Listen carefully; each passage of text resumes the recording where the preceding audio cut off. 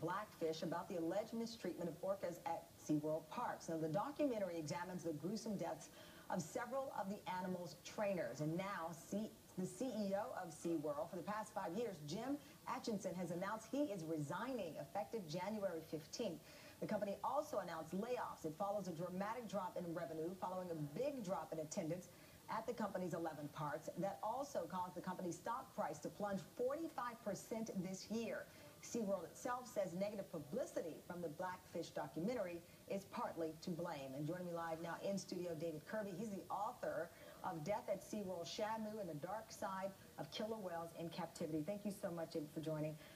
So from the beginning of this, SeaWorld's reaction to the Blackfish documentary, they said in part, Blackfish is billed as a documentary, but instead of a fair and balanced treatment of a complex subject, the film is inaccurate and misleading and regrettably exploits tragedy. Did SeaWorld underestimate the impact of this documentary? They absolutely did. At first, they chose to just ignore the film and hope it would go away. I back up everything that's in Blackfish. My book covers much of the same subject, and I have documentation to show that everything that was alleged in Blackfish is actually true. SeaWorld is in trouble. They're only now really coming to terms with that. Well, they said in their statement at the time also that the documentary failed to mention SeaWorld's commitment to the safety of its team members and guests and to the care and welfare of its animals. And following the death of the trainer Dawn Brancho, which was caught on video, and for people who don't remember, she was pulled under by her ponytail while training one of the animals there, the orca Tilikum, who had also had a history, which we learn in the documentary, of other violence. It seems as though SeaWorld, again, going back to their reaction to this, maybe putting a Band-Aid on it, they thought it would repair this gaping wound. That's exactly right. And I think they're in a sense of denial, and they have been for many years.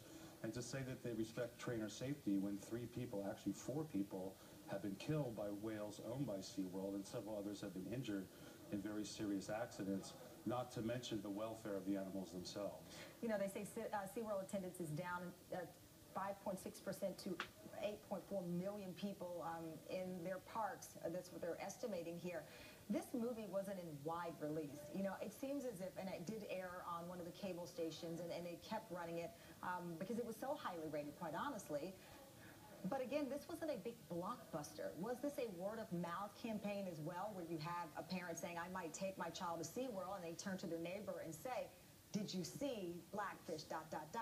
I do think that. I think it's also social media. It's a group of activists that are very keyed in online. I write for a website called TakePart.com. I did an article last year when the state of California proposed a bill to ban orca captivity. That story got something like 3,000 hits per second. Wow. That's not a testimony to my writing.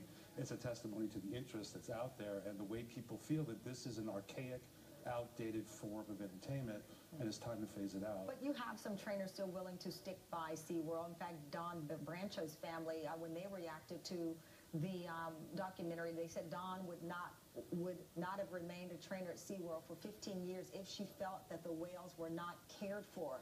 A human life was lost that day, and it feels as though some believe her death was just a footnote. With that said, some trainers still willing to back the franchise that is SeaWorld. What do you believe the future will be for this company?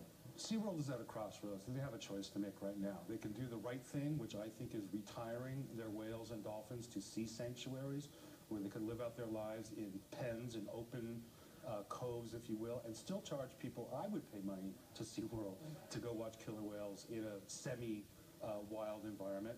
But what I think they're going to do is expand overseas, because they know that the U.S. market is changing, American public opinion is changing, and I'm afraid they're just going to export their killer whales to places like Russia, China, Korea, and the Middle East. Well, it's an incredible conversation, and David Kirby, thank you so much. And again, David's book is Death at SeaWorld, Shamu and the Dark Side of Killer Whales in Captivity. Thank you so much for your time.